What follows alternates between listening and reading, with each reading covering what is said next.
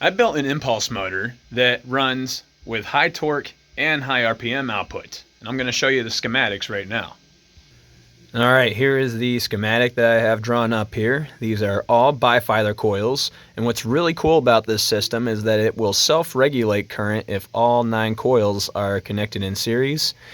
If you look closely, the center tap is connecting to the beginning and end shorted lead, connecting to the following coil, and it's all connecting in one chain that will regulate current, and it will actually prevent these coils from overheating as a result.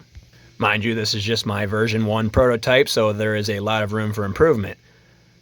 But as you can see right here, I have 9 magnets all facing south, and if they were closer together, or if I had more magnets, the timed pulse of this system would be much more significant.